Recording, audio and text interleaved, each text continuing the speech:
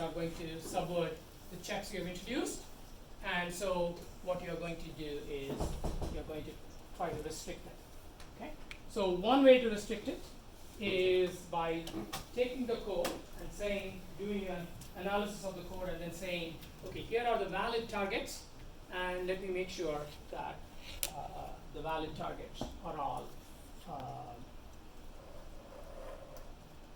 that the valid targets that the runtime, any control flow transfer at runtime is going to go to only one of these valid targets.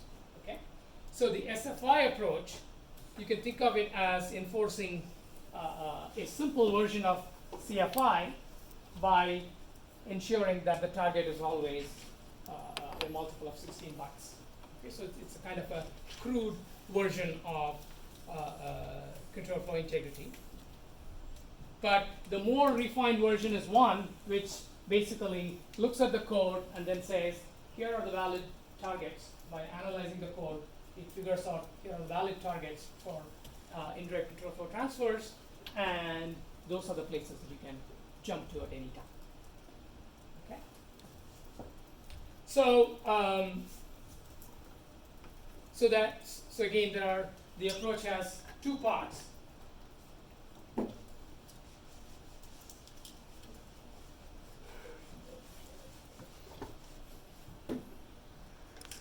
Right. So step one is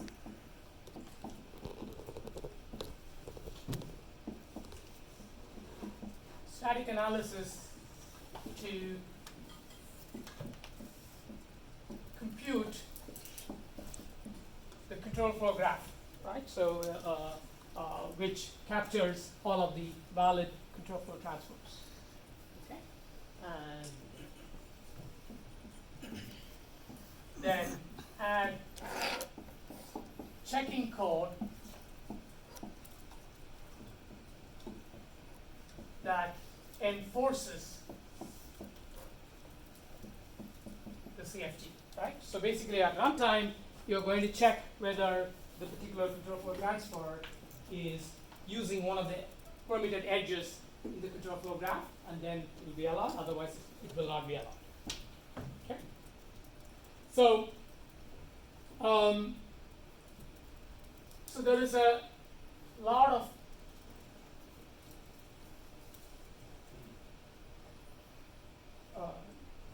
so when you say I'm going to use static analysis to compute CFG, you know, how complex or sophisticated is this static analysis? Is it going to be able to find, you know, so there is, you can start by saying that every indirect control flow transfer can go to the beginning of a function, right? And you can also say it can be allowed to return, right? So those, if you allow that, then that is called a coarse-grained control flow integrity property, right? So it basically says all calls should go to the beginning of functions, all returns should go to instructions following calls. Okay? And notice that it doesn't say calls and returns should be matched. Okay? So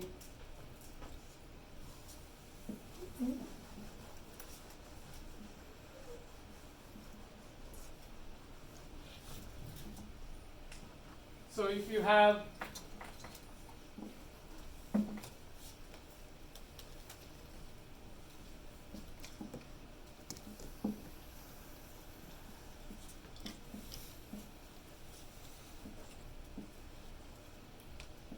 and let's say this is your function f and this is your function g, then the coarse-grained property would allow call f to go to the beginning of that function, and it can return over here, right? Because it's going to allow any place which immediately follows a call instruction, right? Obviously, a valid execution of the program, this return should go here, right? So you should return to where you are called from. But this coarse-grained CFI property doesn't check that, and it basically says, you know, any place that is a target for any return, right, is permitted. Okay? So why? Because in general, when you are inside F, let's say you are trying to check the target here, right? So how will you check whether you should be permitted to go here or here, right? That requires a lot of runtime information, right? So instead of complicating the check, you simplify it by saying that you can go to any place where any return is allowed to go. So that's why it's called coarse-grained CFI. Now you can also think of indirect calls, right? So let's say you have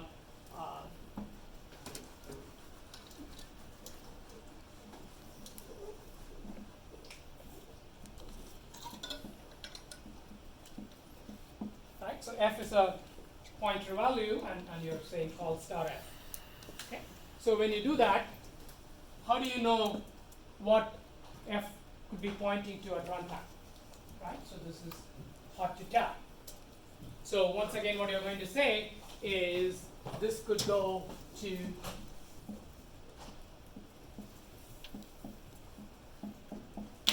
any function, right? So in the previous case of a direct call, right? Let's say call h something, you didn't even have to do any kind of check on it at runtime because you already know the target address is going to be a constant in the instruction, right? So there's no need to do a runtime check. You know by looking at the code that this is going to go to h, and no runtime check is needed. But a return is always different because a return is going to pick up the return address from the stack. So it's basically, a return is always an indirect control transfer. So a return always has to be checked, and that's the example that we saw before. Okay, but there can also be indirect calls, in which case you cannot tell what the target is at before you run it, right? So you have to look at the value of f at runtime, and then you're going to jump there. And statically, you cannot tell easily where that could go. And so, again, the coarse-grained control flow is going to say all calls should go to the beginning of functions. Okay, so that's all it's going to enforce. Okay?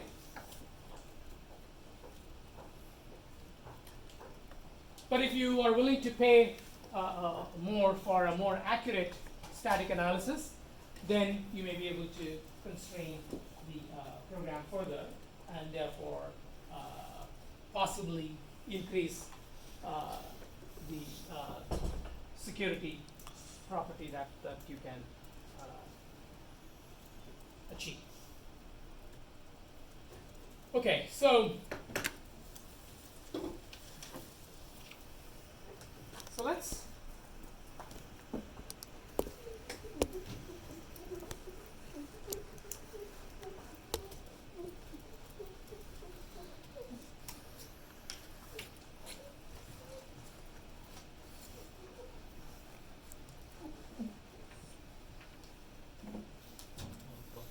yeah.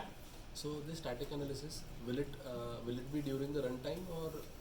So the word static means it is, before running, yeah, right? but that will make the binary very slow, right? If the binary is Why would the binary be slow? if it so you say it will make a graph, right?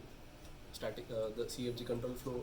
Okay, so we should not worry too much about the implementation until I go into the implementation, because the most obvious implementation we might think of may not be the only way to do it, right? So so we'll talk about that, but it is not that complicated. Okay, so in the worst case, right? I mean, okay, you can easily think of it this way, right? Suppose you have a hash table to remember, what are the valid targets, right? So there's a hash table for all the returns, and there's a hash table for all the calls, right? And you check before an indirect call, you check if the target address is in the hash table, right? You jump. Same way you can do for return, right? So a hash table lookup is still non-trivial, but it's clearly not so slow, right? And you ought to always keep in mind that for every indirect branch you take, the program probably executes, perhaps 100 instructions that don't involve indirect branch, right? So you're only slowing down that indirect branch. You're not slowing down everything else. So that's going to be another reason why it's not so slow. Okay, so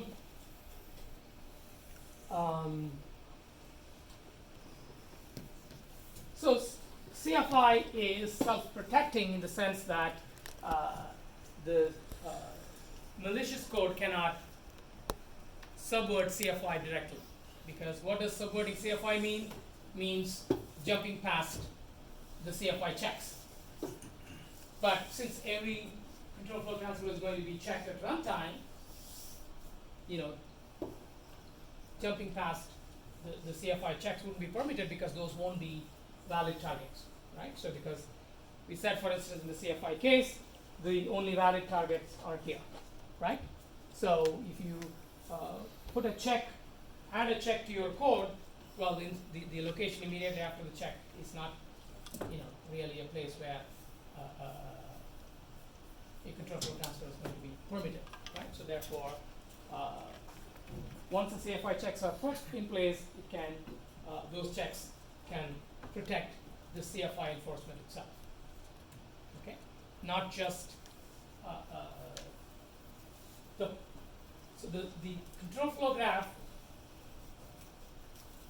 encodes a policy, right? In addition to enforcing the policy that is encoded in the control flow graph, you need to make sure that the checks that you have added for enforcing the policy themselves cannot be bypassed, because if they are bypassed, then obviously everything is toast, right? So you can't do anything. And because CFI is checking every control flow transfer, it's also going to be able to check any attempt to jump past the CFI introduced checks as well. Okay.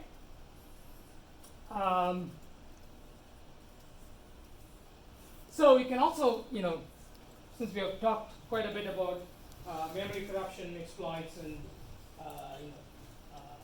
injected code attacks and code reuse attacks and so on, we can start asking ourselves as to, whether CFI helps with those attacks, right? So you think about injected code, right? So injected code is easily detected by even the coarse grained control flow enforcement, because, well, the target is not even inside any code region, and therefore it's not a valid target. So any attempt to jump to injected code will not succeed, right? So at that point, the target check will fail, and then the program will be aborted. So what about return to libc? Okay, so with return to libc, the most obvious case, which is to return to the beginning of a function, obviously won't work because returns are constrained to go to the instructions immediately after a call, right? So beginning of a function is not a location immediately after a call, right? So even if, let's say, the very first instruction in a function is a call, right? So the first valid return target is there, but you are trying to return at the very beginning, which is definitely not a valid return target. Okay, so so the most obvious return to libc, you can thwart, and ROP is also quite difficult, right? But it's not impossible. Okay, it's not impossible because the policy, if you are only enforcing a coarse-grained CFI policy, it may be possible to find gadgets that satisfy your coarse-grained CFI, and still be able to carry out an attack. So CFI is not a foolproof defense against control flow hijack attacks, but it can certainly help. Right? It makes the attacks difficult. Okay, just the same way address-space randomization makes attacks difficult, but we know of ways around it, and it can be defeated, but still it makes it much more difficult for the attacker to carry out the attack. In the same way, CFI can also help quite a bit in terms of making those control flow hijack attacks difficult. But the more important function of CFI is if you want to enforce some kind of policy on code, then it provides a foundation for enforcing those policies. Right? So that's the main point about CFI. It gives you a basis for enforcing policies.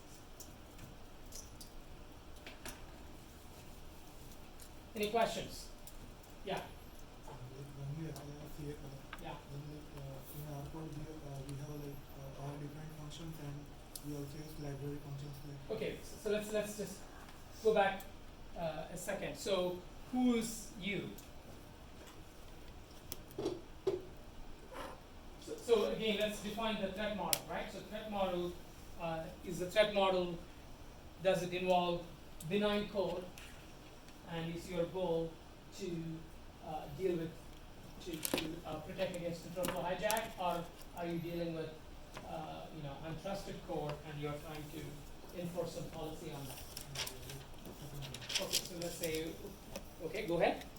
In that case, when the code is written and when we apply the CFI on that, then we all there are user defined functions and the library functions. So CFI keeps the track for return address of library functions also, or only the user defined functions. So that's, depends on implementation, but of course, if it's incomplete enforcement, then it's obviously not going to be secure. Right? If let's say parts of the code have CFI checks built in, other parts don't have, well, obviously the parts that don't have,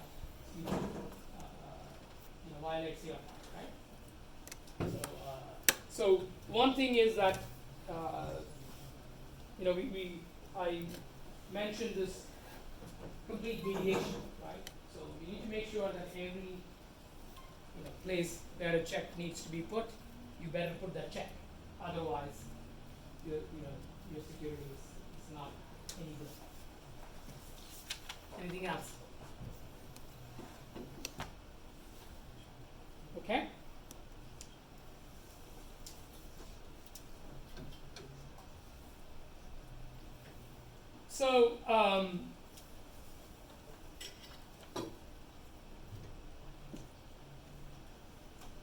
So the CFI paper had a simple idea for checking whether the target is valid or not. Okay, and that was based on assigning some ID to code locations. Okay, so the basic check is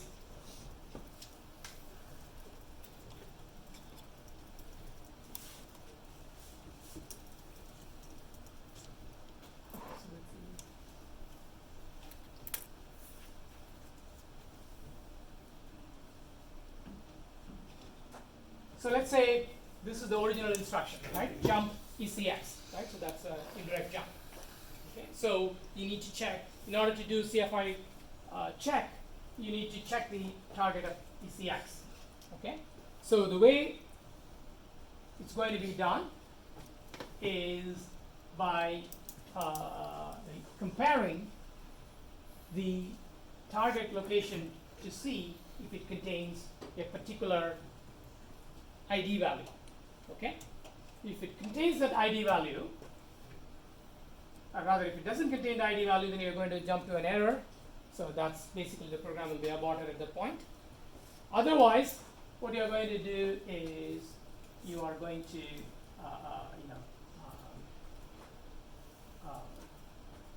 increment ECX by 4 and jump there. Okay, so the reason why you have increment is because the target location. So if let's say here is a valid target for a jump, then what you're going to do is you're going to store an ID, right? So ID is some number, okay? And then the code that was originally there, okay? So before you jump, you check whether the ID is valid, okay? And if it is valid, then you're going to jump here, which is 4 bytes after the beginning of the ID. Okay, so that's all that is going on. And you can see that when it is implemented this way, the check is quite simple, right? Basically, you just, instead of directly jumping to that location, you do an extra data access at that location and then jump there. Okay, so that way, all you have is an extra memory access in order to, verify whether the value is right or wrong. Okay, and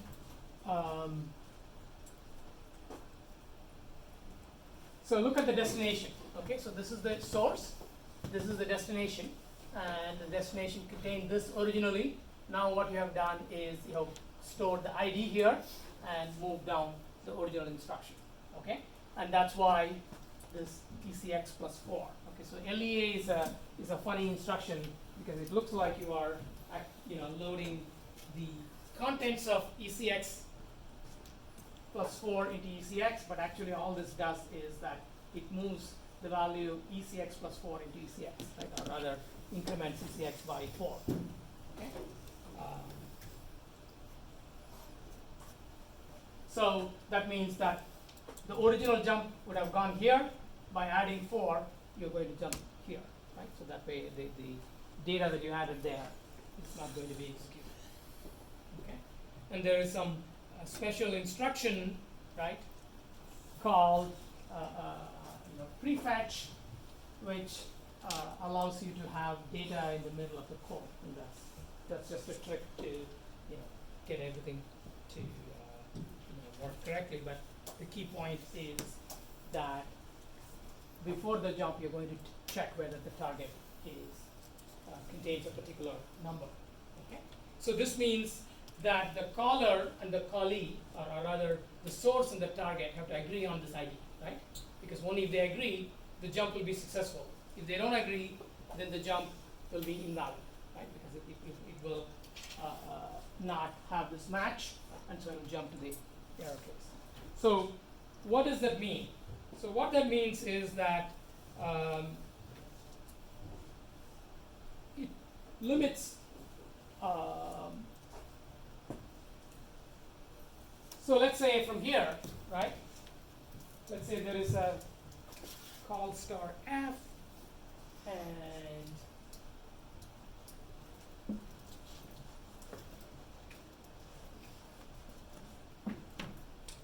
let's say